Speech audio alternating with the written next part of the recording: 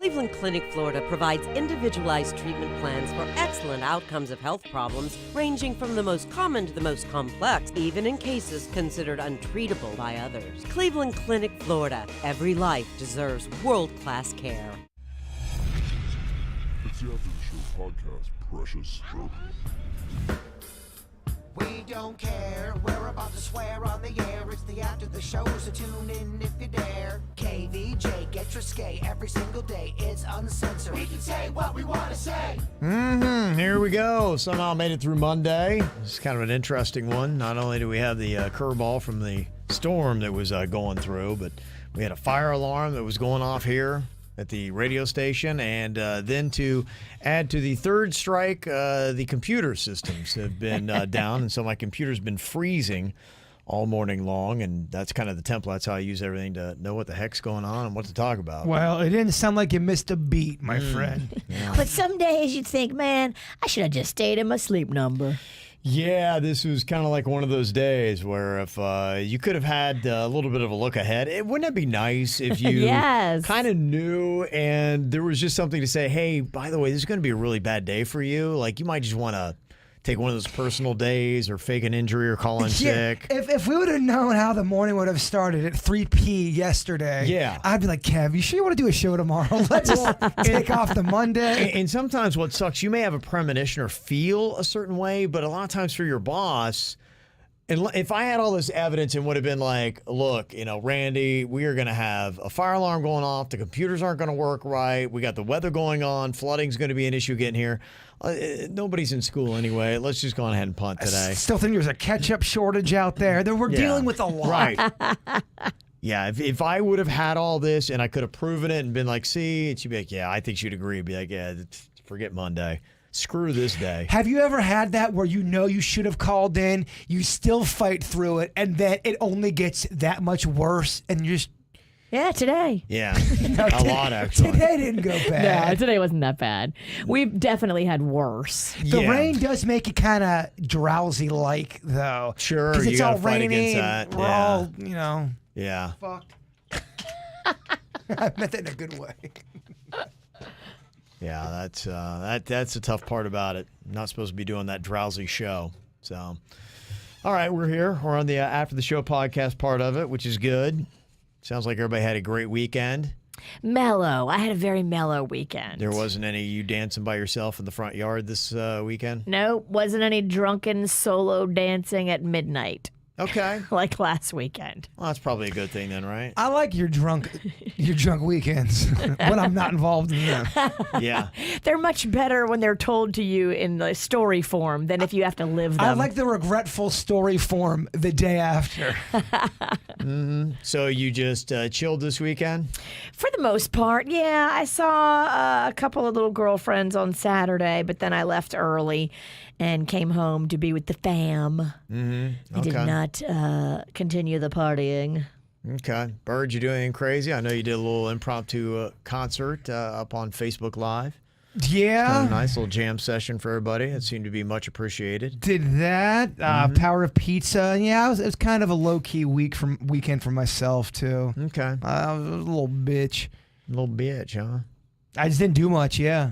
Not that I didn't want to, it just didn't work out. The weather was just so conducive to staying home. Yeah, it was. It was not a great week. I mean, what are you going to do? I mean, you're already limited in your options anyway. Right. Because this dang pandemic. Well, it's one of those things. Chewy doesn't like the rain, so I was watching for the rain to stop, and as soon as I'd get him out there, here comes the shitty T-storms. I get stuck in 3 or 4 storms over the weekend. Oh, you did? Just because it was just constant, really. It was always raining. It's always wet. Yeah, it was. Always wet. That was pretty much the weekend. Always beware if something's too wet. You can just go ahead and fill in the blanks if you want. Chewy's the only thing you got wet this weekend? That's the only thing I got wet. No, I did get. I had that wet ass pizza. I got some. Well, that's right. We tried a pizza place that I'd never had. I thought I tried it before, but I hadn't. It was very good. So we were out in Palm Springs delivering Das craft beer and pizza to our winner. But, Palm Springs is pretty far from where any of us live. And my girlfriend, Lori, actually has a pizza place place, Palm Springs Pizza. Ooh, okay. And so when we were over there, I was like, oh, we forgot to order extra from Das. Well, we're in Palm Springs.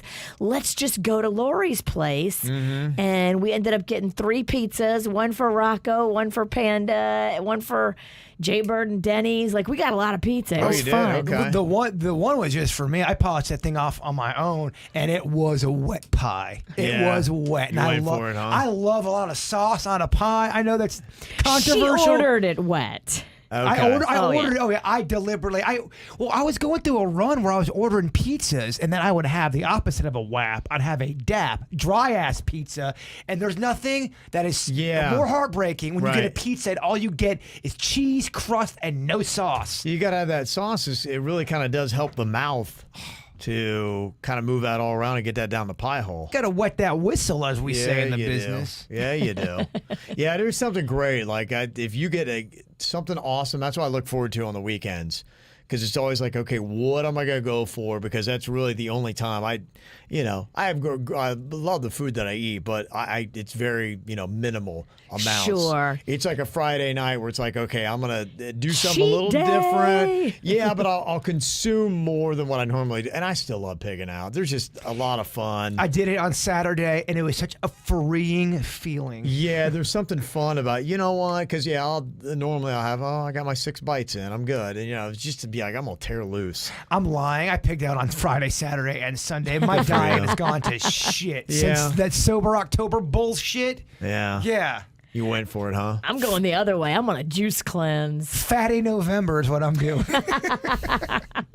It's holidays. Yeah, fuck it, Kevin. Who gives a shit? Into it. I got to lose a little weight right before Thanksgiving so I can go nuts at Thanksgiving. Whatever. I'm just gonna live my life. I'm gonna live my best hungry life.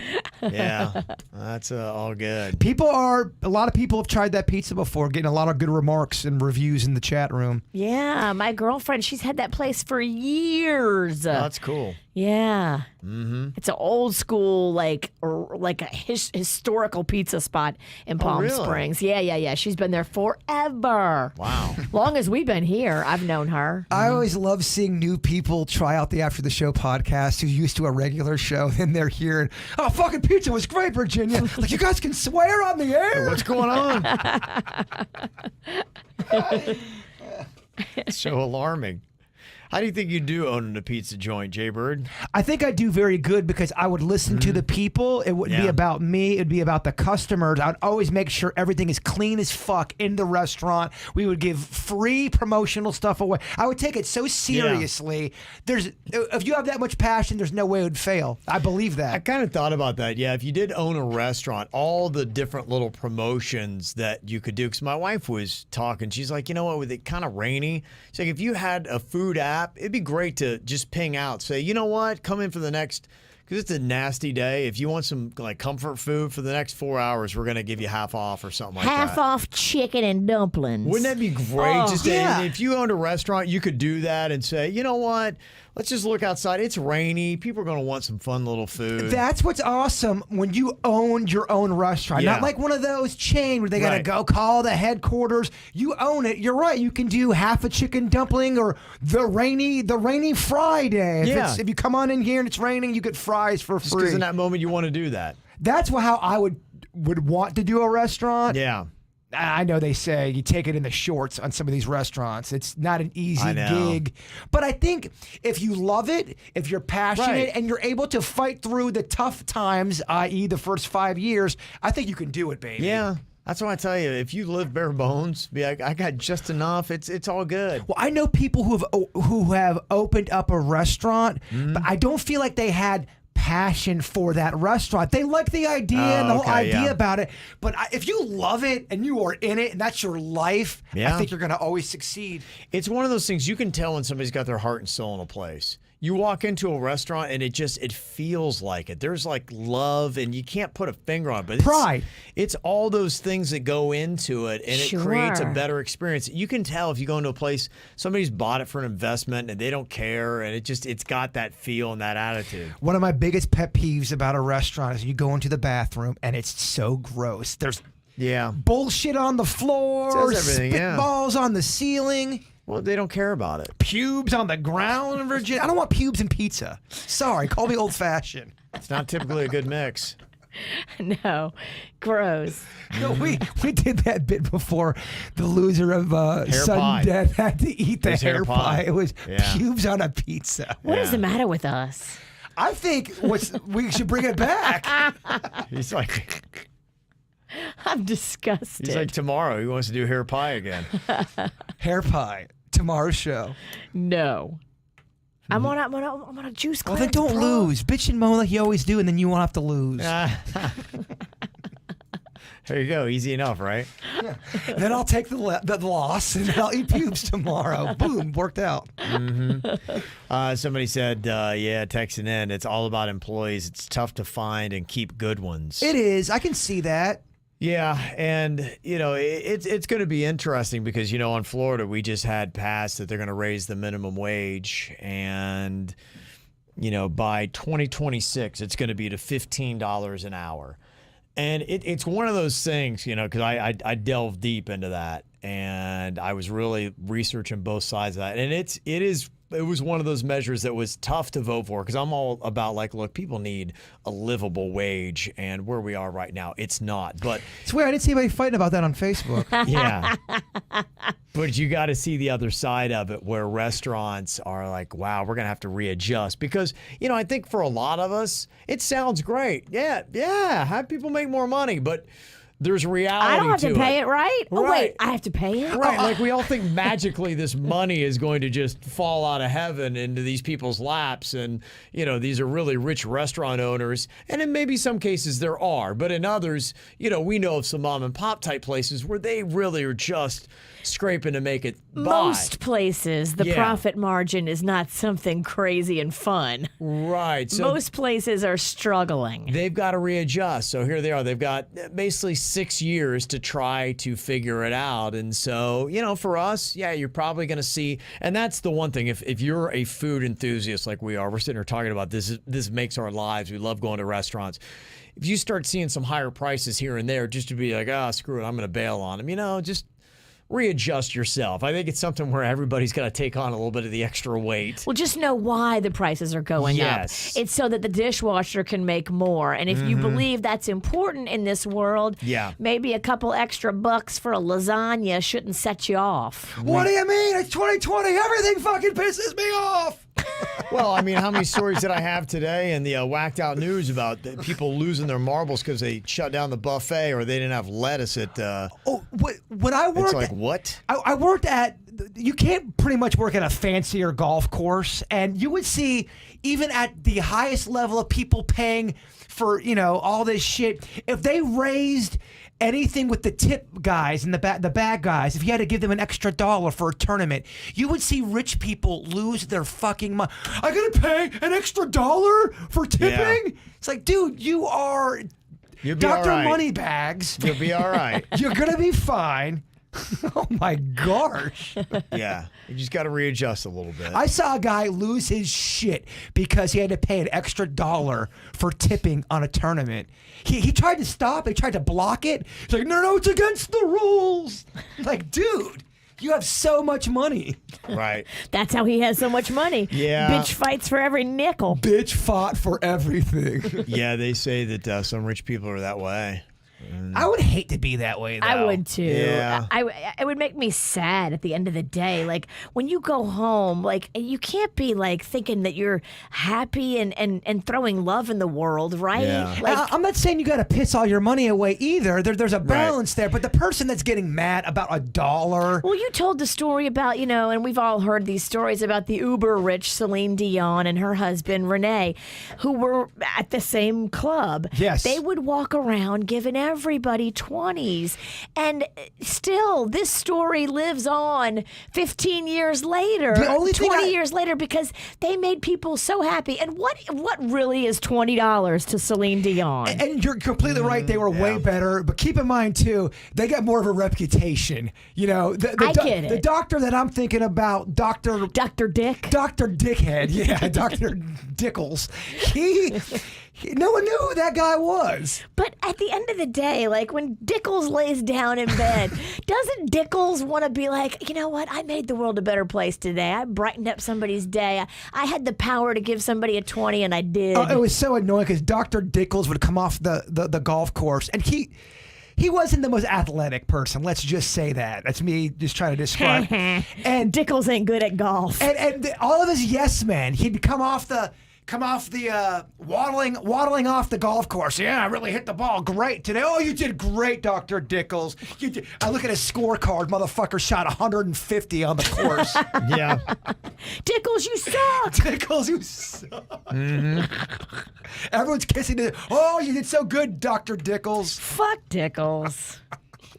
So I think it's probably a note for everybody over the next 6 years. You know, that it doesn't seem like it's a lot, but it will be. So, you know, I think we're all going to have to readjust a little bit. It's a trickle. Yeah. Trickle for Dickle. Trickle, Dickle. Even you, Dickle. You're going to have to trickle. Ultimately, I hope that it works out for a better standard of living for everybody. But, yeah, you know, everybody's going to have to jump in. And Kevin, there's always a Dr. Dickle in the mix. Oh, I know. And if you don't know who he is, it's probably you. Mm-hmm.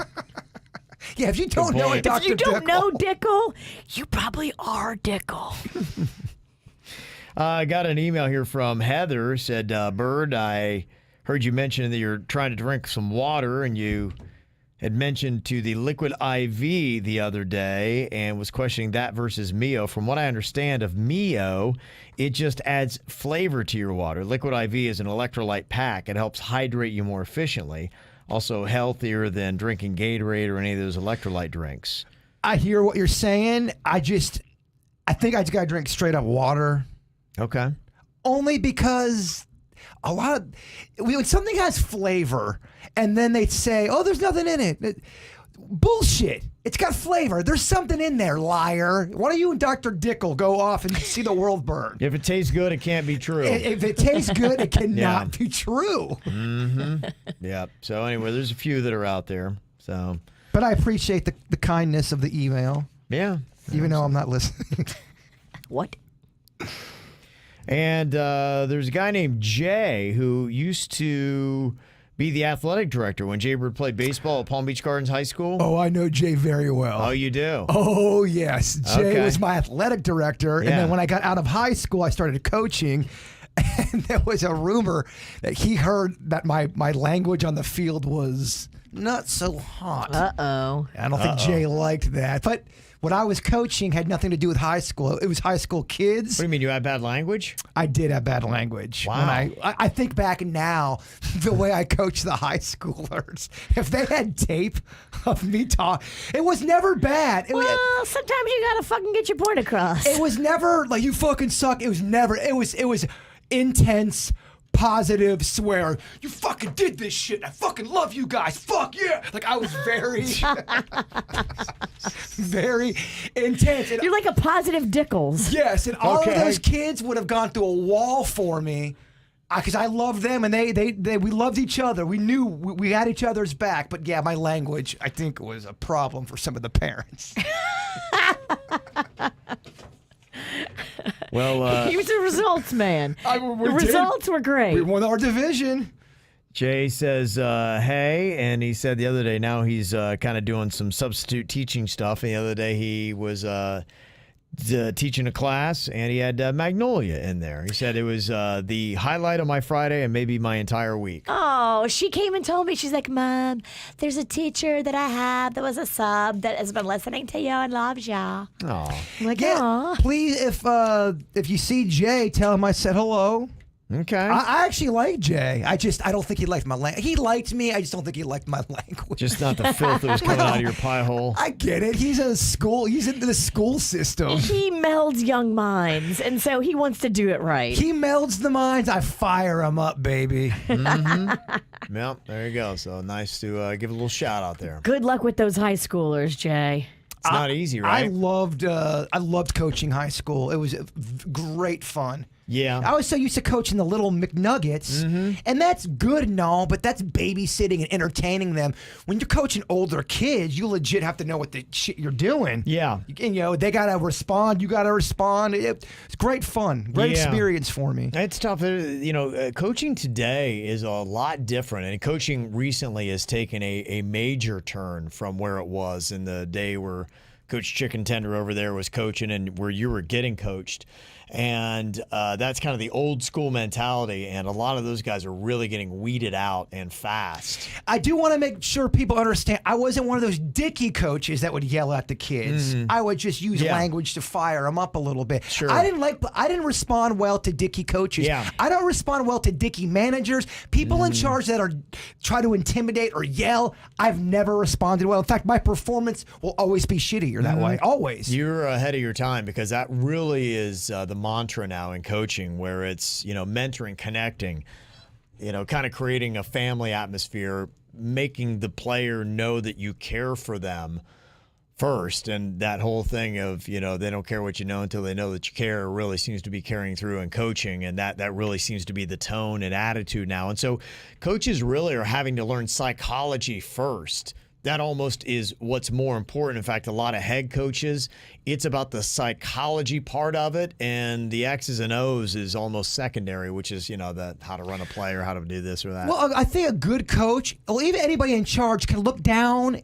at their team and they're able to communicate. Like Virginia, if you're a player, you should be able to look at you and go, all right, I know where her headspace is at. I know how to talk to her. I know that bitch is crazy. So I might want to leave her alone today. Seriously, it's being able to do that, but you have to be able to do that with all of your players. Players on the bench, the players that are older, the players that are sucking. It requires that you be an intuitive person. There's psychology behind it, is what I'm saying. Yeah. And it's not even just in sports, it's in the workforce. It's become a really big thing. I got a buddy of mine, and that's what he does. He's like a coach for companies and businesses and things like that, where they go out and they try to work on their culture and how they're managing their employees and who they have hired and trying to get the most productivity out of them. So it carries through. And if you work in a place that sucks, that does suck. And hopefully it won't suck much longer, because that's what we're seeing is a lot of those businesses that just don't get it together and they have just a toxic environment, they're not doing well. And they're starting to realize that, because they're getting their ass kicked by everybody else who have employees that are fired up to be there and they feel like they're part of it and they love their job and like, this is great. They're finding out they're getting so much more out of people when you do, whether it be sports or whether it be business, to make it a place where people want to work and be. So you should enjoy the environment that you're around. Even if you have a job you don't love, hopefully the environment kind of fills that up for you. Hopefully it changes, because I know a lot of people are still stuck in an environment that's yucky. Hopefully they do. Hopefully these bosses see the difference. Oh, I can make more money and get better profits if I treat my people nice. But with that said, though, that doesn't mean the boss or the manager should be, spineless and take shit from everybody. There's a fine balance with all of you. You have to get respect from the people you're, playing with or working with. Absolutely, and you can't be just a fucking, No, and I'll tell you, a big part of, just because I always talk to my buddy about, with the coaching and whatnot, is they say that the hiring and firing is one of the most important things, is who you hire. But then also, too, if you have got a toxic person, that's one of the big things, too. Get them out of there. They say you got to pull the weeds out of the garden. Some people you can't bring up their productivity. They are just going to be nasty, toxic, awful people that will do nothing but bring other people down to their level. And so if you are one of those people, identify it quickly, because I know a lot of the chatter in many businesses is identify that person fast and get them out. You're going to find yourself pinging from job to job, and you're going to have a tough time getting a quality, decent job when you start getting a reputation. Case in point, my freshman coach in college was a maniac. I told you about how he fucked up the scholarships. He was cheating with the scholarships. So my freshman year, we were on probation, and because of the scholarship issue, and he still was a prick. And then I go back my sophomore year, and he got fired because of he was. I mean, I told you he hit me, and then called me a pussy. Hit me and then called me a pussy, which I deserved. I was a pussy. He wasn't wrong, but you are scared. I agree with him. I just don't agree with the violence. But you were scared to go out there because He had this crazy mustache. He had those wandering eyes, and you always knew you were fucked if those eyes started to wander around. You're like, uh-oh, his eyes are going crazy. Hide! Crazy eyes. Yeah, you got to keep an eye out for that. And so, yeah, those people are really going to have a tough go at it. Because people are going to start rooting them out. Because I'm the fan of a great environment, but I'm also not afraid of people complaining at work. And just because they complain, everyone's got to walk on eggshells. And you know what I mean? It's toxic, and they'll identify you pretty quickly, and then you'll be pretty surprised that you're going to get bounced pretty quick. There's a balance, I feel. Mm-hmm. Yeah, there's a difference between venting and just sitting there bitching all day. Yes. Yeah, big time. Keith in the chat said, I've fired over 1,000 people in my career. I'm very respectful, but I have no tolerance for lazy and bad attitudes. And that's just it. Yeah, they will come in and exactly. Yeah, it's not like they want to ruin your day, but they're like, look, you unfortunately are just toxic. Well, have you ever worked with somebody and they're giving you their account of what's going on, and you're also watching everything? You're like, no, that's not how it happened. You're an asshole, and you're lazy, and you like to be the victim on everything, and you're terrible at your job, but you're going to blame the boss. Oh, fuck no. Yeah. I'm against that as well. No, absolutely, yeah. And you got to get rid of those people, because eventually what they're going to do is everybody else who's working their butts off, you're going to bring the entire company down. And you're going to hurt them. And it goes back to hashtag be cool, everybody. Hashtag be cool, baby. So there you go. Well, we got Monday through. Hopefully the weather will start picking up. It looks like already maybe. Is there a little bit of sunshine starting to come out there today? It's trying to peak. Yeah. Are you doing good on your diet today? I am. I did so good. I started a juice cleanse on Friday, and here I am on Monday, still doing good. Knock on wood. Are you rooting for the sun to go away, Jay Bird, so you can go eat a pizza? Yes. Yeah. He knows that if it's gloomy out there, it makes us want to cheat on our diet. It's an excuse. It is. I got to get back on track. A great October. Terrible November. Dumpling mood over here. He would love to do a little dumpling. Well, we actually went to Joseph's Classic over the weekend, then I ended up getting so much stuff. I have chocolate cake that I ate. I don't know if you've ever done that when you've fallen asleep. You're like, and you're still kind of half sleeping, and you're eating cake, and then you go back to sleep. Has that ever happened? Never. All right. It didn't happen to me either. Who eats cake in bed? This motherfucker. There's that mouth that Jay was talking about. Yeah. All right. You guys have an amazing Monday. We'll see you back here tomorrow. Goodbye. Cleveland Clinic, Florida provides individualized treatment plans for excellent outcomes of health problems, ranging from the most common to the most complex, even in cases considered untreatable by others. Cleveland Clinic, Florida. Every life deserves world-class care.